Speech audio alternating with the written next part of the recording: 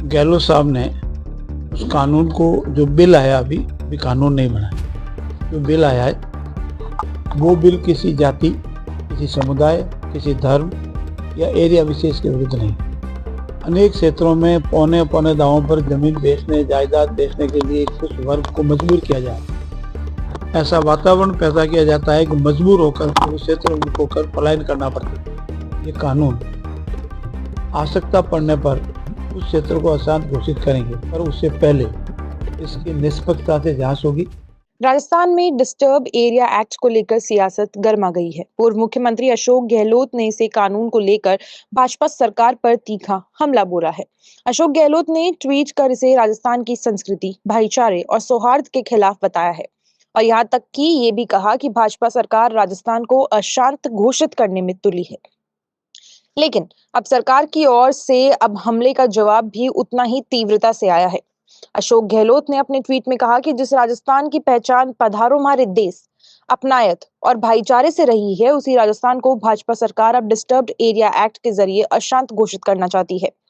गहलोत ने यह भी याद दिलाया कि कांग्रेस सरकार ने महात्मा गांधी के विचारों से प्रेरित होकर देश का पहला शांति और अहिंसा विभाग बनाया था, लेकिन भाजपा सरकार ने सत्ता में आते ही उस विभाग को ठप कर दिया और अब ये नया कानून लगाकर समाज को बांटने की कोशिश कर रही है।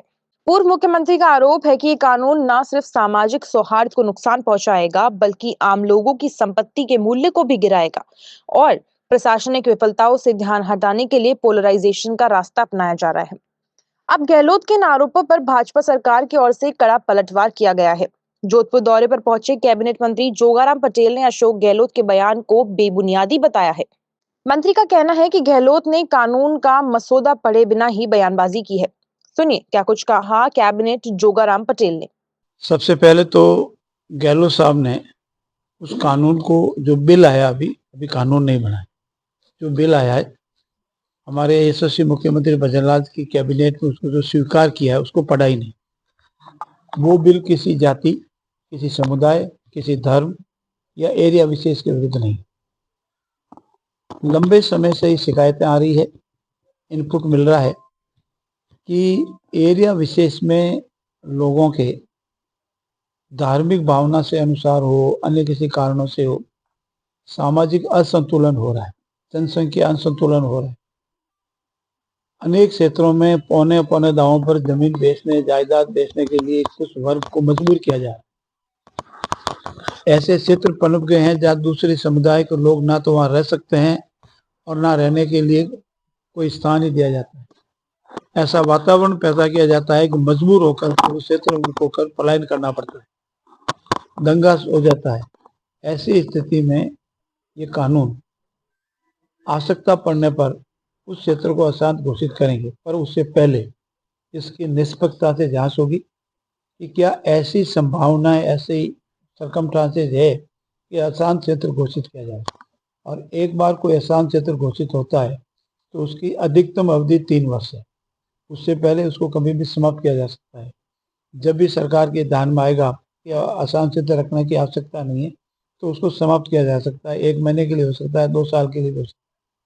अशांत क्षेत्र घोषित होने के बावजूद भी संपत्ति पर ऋण लेना, संपत्ति आगे किराए पर देना, इस पर कोई प्रतिबंध नहीं रहेगा।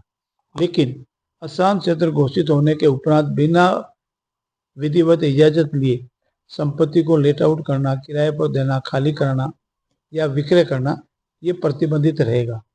और कोई कानून का उल्लंघन करेगा तो उसे 3 से 5 वर्ष की सजा के प्रावधान। ये मोटे मोटे तौर पर जो ये अशांत क्षेत्र घोषित होने वाला बिल जो पारित हुआ है, आगामी विधानसभा में उसे प्रस्तुत करके पारित कराए जाएंगे, तब ये कानून बनेगा। दोस्तों, मंत्री जोगाराम पटेल ने साफ कहा है कि डिस्टर्ब्ड एरिया एक्ट का किसी भी जाति, धर्म या समुदाय से कोई लेना देना नहीं है। इस कानून का मकसद सिर्फ सामाजिक और जनसंख्या असंतुलन को रोकना है। मंत्री ने यह भी स्पष्ट किया है कि किसी भी इलाके को मनमाने ढंग से अशांत घोषित नहीं किया जाएगा। निष्पक्ष तरीके से जांच होगी, जांच के बाद ही फैसला होगा और ये कानून अधिकतम 3 साल के लिए लागू रहेगा। हालात सामान्य होते ही इसे हटाया जा सकता है। साथ ही अशांत घोषित क्षेत्रों में बिना अनुमति संपत्ति बेचने या किराए पर देने पर रोक और उल्लंघन की स्थिति में 3 से 5 साल तक की सजा का प्रावधान बताया गया है। ऐसे में कुल मिलाकर देखा जाए तो डिस्टर्ब्ड एरिया एक्ट को लेकर राजस्थान में सियासी घमासान तेज हो गया है। एक तरफ विपक्ष इसे विभाजनकारी और असंवैधानिक बता रही है, तो दूसरी तरफ से सरकार इसे कानून व्यवस्था और सामाजिक संतुलन के लिए जरूरी कदम बता रही है। अब देखना ये होगा कि ये कानून जमीन पर किस तरह से लागू होता है और जनता इसे सुरक्षा कवच मानती है या सियासी प्रयोग। बहुत बहुत धन्यवाद।